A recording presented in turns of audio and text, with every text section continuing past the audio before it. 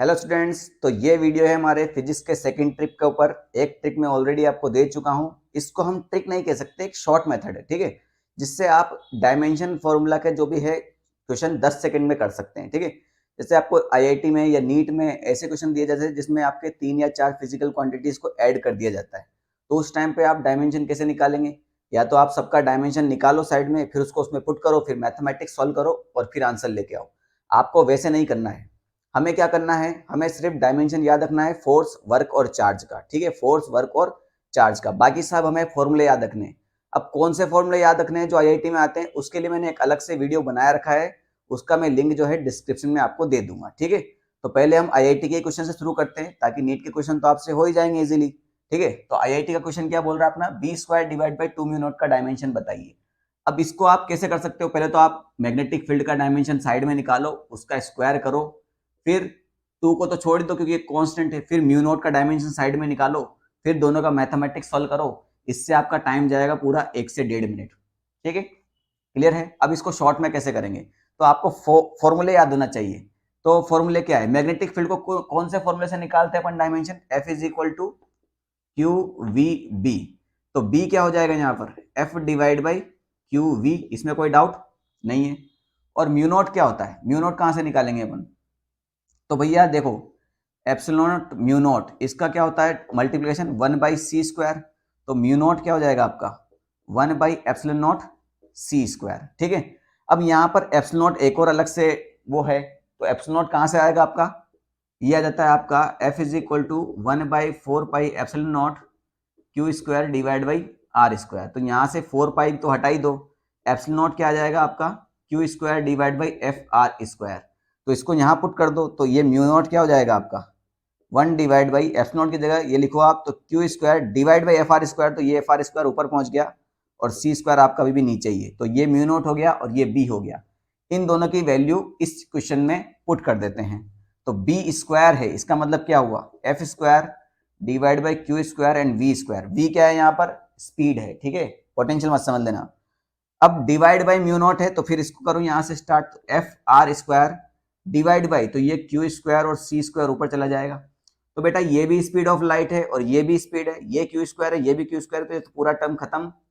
ये एक एफ से एक एफ खत्म, तो बचा कितना? F divide by R²। तो हमको तो फोर्स और डिस्टेंस का तो डायमेंशन रटा ही होता है ना शुरुआत से ही।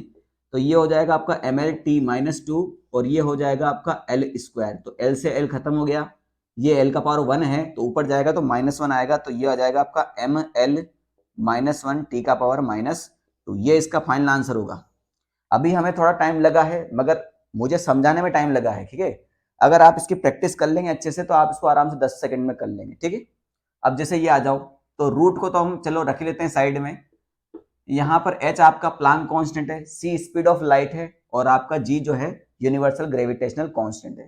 तो प्लांक कांस्टेंट कैसे निकालते हैं अपन? E is equal to hc by lambda, ठीक है, विजिबल है वहां तक? हाँ ठीक है। तो h क्या हो जाएगा आपका? E lambda divide by c, और यहाँ पर है आपका c का पावर 5। तो यहाँ पर नीचे यूनिवर्सल ग्रेविटेशनल कांस्टेंट क्या होता है? F is equal to g m² divide by r²। तो g क्या हो जाएगा आपका? FR² divide by m²। इसमें कोई डाउट नहीं है ना किसी को? ठीक है। अब यहां पर जो देखो एनर्जी है, एनर्जी क्या होता है? Force into distance. मतलब एनर्जी का डायमेंशन किसके बराबर होता है? वर्क डन के बराबर होता है ना। अब डायमेंशन में तो आपको ये सब करना ही पड़ेगा, ठीक है। अदरवाइज आप अगर ध्यान से देख रहे हो, आपने प्रैक्टिस अच्छे से की है, तो ई लेमडा, ई को मैं लिख सकता हूं फोर्स इंटू डिस्प्लेसमेंट। तो फोर्स इंटू डिस्प्लेसमेंट, और लेमडा भी एक तरह से क्या है? लेंथ ही है ना, डायमेंशन उसका वही रहेगा, तो इसको मैं s² कर सकता हूं।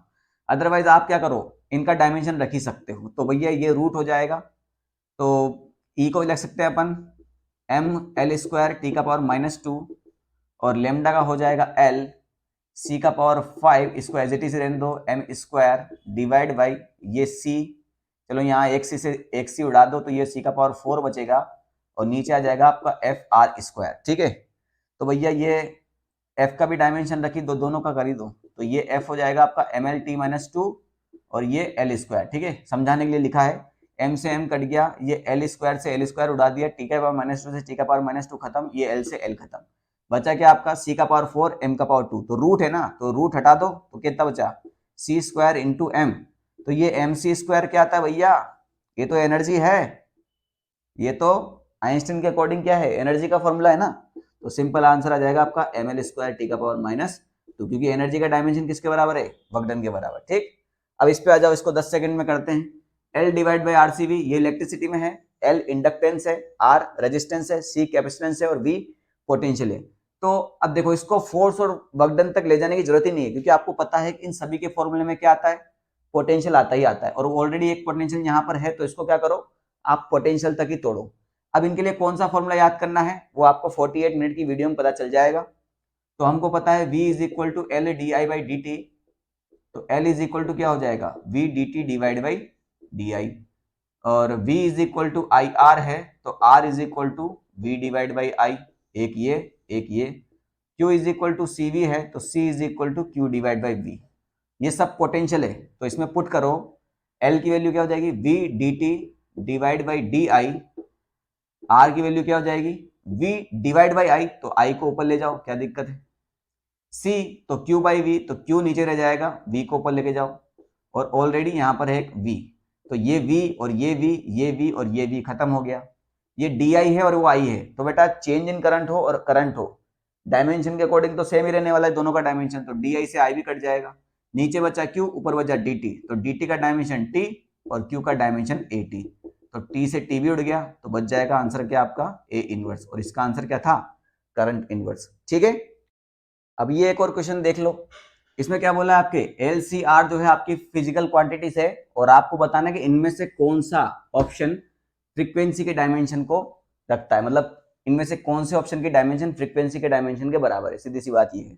तो इसमें आप हर बार चेक तो नहीं करोगे ना, मल्टीपल आंसर क्वेश्चन है, तो 4 ऑप्शन चेक करना है, तो भैया अगर डायमेंशन याद निकाल के रखोगे तो 30-30 सेकंड में सब में जाएंगे, और ज्यादा भी जा सकते हैं।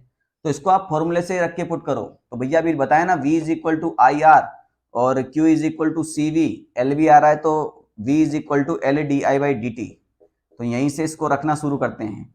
तो 1 डिवाइड बाई R क्या हो जाएगा आपका, V डिवाइड बाई I, तो I ऊपर पहुंच गया, C is equal to Q by V, तो Q और बाई V, तो V ऊपर पहुंच गया, V से V खत्म, I क्या है अपना, वो तो I है, करंट ही है, Q क्या होता है, करंट इनटू टाइम, I से I खत्म, 1/T, 1/T मतलब T इनवर्स, तो इसकी डायमेंशन तो फ्रीक्वेंसी के बराबर है, हो गया ना आंसर, 5 सेकंड में चेक हो गया, अगर फॉर्मूले पता है तो। अब R बाई L, तो R क्या है अपना, V बाई I, तो ये हो जाएगा V बाई I, और L क्या है अपना, V dt divide by di, तो di से I खत्म, V से V खत्म, 1/dt यानी 1/T, यानी ये हो गया T इनवर्स, यानी ये ऑप्शन भी क्या है, करेक्ट आंसर है, ये भी 5 सेकंड में चेक हो गया। अब आ जाओ 1/LC पर, तो 1/L क्या है अपना, V dt divide by di, तो ये हो जाएगा V dt divide by di, और C क्या है, Q बाई V, तो ये Q और बाई V, तो V से V खत्म हो गया, तो di का तो I ले जाएगा, इसका डायमेंशन I हो जाएगा, dt का T और Q का क्या हो जाता है AT, तो बेटा A से तो A, इसका करंट का डायमेंशन A ही होता है, तो A से तो A खत्म हो जाएगा, मगर नीचे बच जाएगा 1/T², तो T का पावर -2, तो फ्रीक्वेंसी का डायमेंशन नहीं होता है। C बाई L, इसको भी चेक कर लेते हैं, तो C क्या होता है, Q बाई V, तो ये हो जाएगा Q बाई V, और L होता है V dt divide by di, तो V और V तो यहाँ V² हो गया, तो ये तो पॉसिबल ही नहीं है। ठीक है, तो इसको क्वेश्चन को अपन ने कितना टाइम में कर दिया, सिर्फ 10 सेकंड में, ज्यादा ज्यादा 20 सेकंड मान लो, मगर 20 सेकंड ऐसे क्वेश्चन के लिए बहुत कम है, अगर आपको फॉर्मूले पते हैं तो। आई होप ये ट्रिक आपको अच्छी लगी होगी, सॉरी ये मेथड आपको अच्छा लगा होगा। ठीक है।